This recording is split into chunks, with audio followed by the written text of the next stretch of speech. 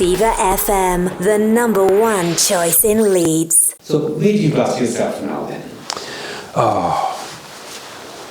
I'm sort of 2.5 years free of the drink, 2.5 years sober. That's gone really, really well. I think sometimes you feel like I feel like I've let that go now. Do you think you're in a different world now than what you were for the past years when you were? Oh yeah, without a doubt. I mean, I think I've got some meaning in my life now. I feel like I've created that meaning myself as well. Because you have to, but that's a journey we all have to go on, of creating. There's so much there, isn't it, really? Yeah. So you don't realise when you're under the influence, I suppose. No, you don't have no meaning in your life whatsoever, or purpose. But I think your meaning comes from your purpose, having purpose-driven goals. So there is an aspect where you do have to really push yourself and do the things you don't want to do necessarily, and force yourself into the things that you know are really going to help you. You mentioned music. Now, what do you do? You play guitar? Yes, I'm a guitarist and a guitar teacher. Wow, a teacher as well. Yeah. Wow. Now, is there help? What would you like to do? With my life, you mean? Going forwards? Going forward, yes. Going forwards. Just to create the life that I've always wanted to, with people in it. And have people in my life and be part of other people's story and journey, and then be part of mine as well. But ultimately, I think the path I'm on now is just giving back to others. I've accumulated a lot of experience and knowledge I've gained, and I feel like I've got a lot to give other people, and I want to use it. I don't want to squander it this time. I want to... Then how would you encourage people maybe who are in a similar situation now than where you were years ago? How would you encourage them to make that step forward and achieve what their really dreams are? Well, I suppose there's a right time and a right place and a right moment for you to start a process of...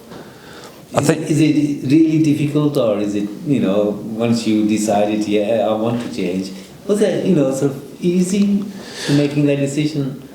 I think deep down, and you've probably known for a very long time, what some of the solutions are for you personally, and what your path should be. I think people know deep down the life they should be living. Yeah. I think so. What is it really which keeps them at the same level? Just stuck in the situation, you mean? It's a combination of so many different factors. I think it's I think that emotionally, I think it's an emotional aspect of like vulnerability. There's a self-worth part of it as well. People don't feel like they have much to offer others. They can't even really help themselves particularly. So feeling that you can make a really meaningful contribution to life feels like a million miles away.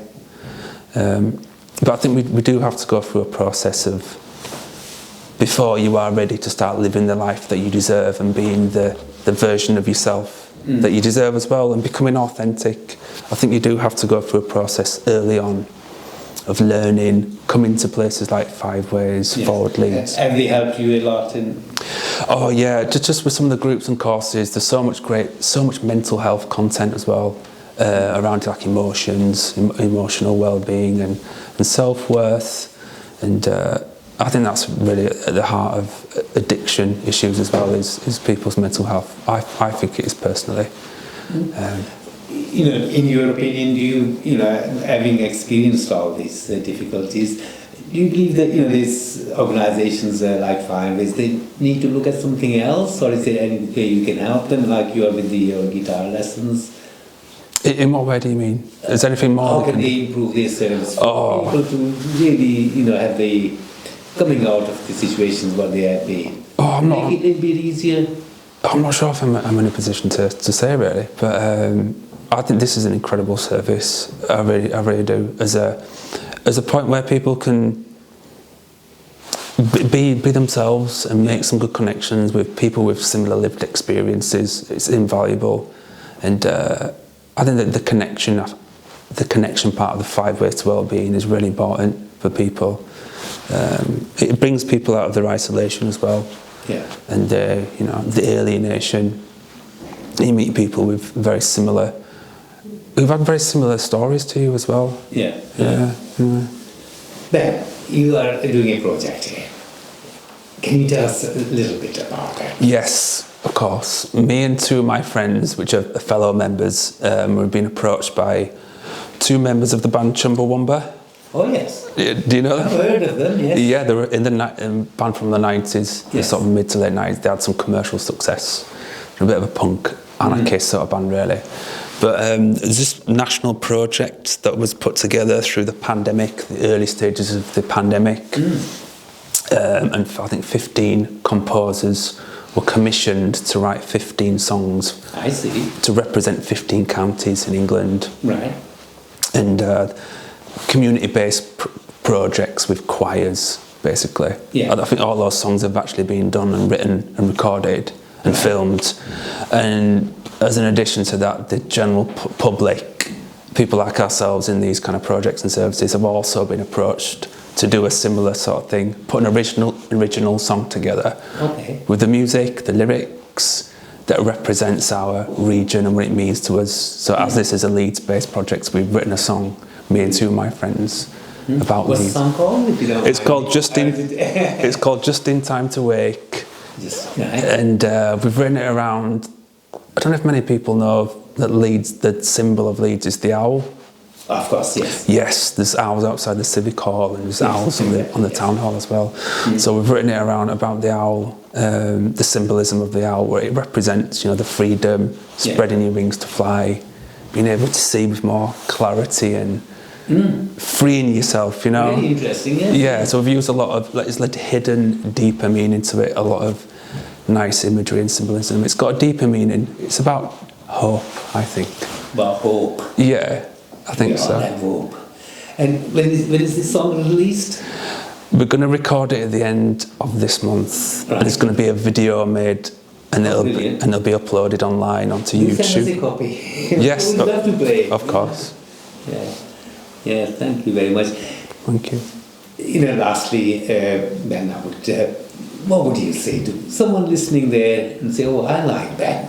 He's this problem, and they may be going through a similar thing again. How would you encourage them? How would you encourage them to take that step now rather than wait? Yeah, I suppose if that first step we do take is by reaching out, really. And I know that's something I've failed to do myself a lot. I had all these problems and I kind of kept it all to myself. Yes, So we've all had people in our family and friends that we can just communicate the truth. Like, this is really going on for me. I think that's self-expression, being able to speak your truth.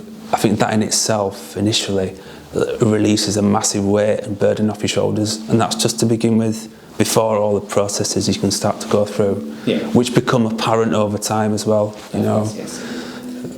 And it's a process well worth going through. Oh, see, you feel good. You feel yes, happy. yeah, exactly. It's quite a painful process actually, because it involves letting go of not just your old life, but the old you as well. And I think it's a bit of a grieving process actually. But thank you very much for your time. my pleasure.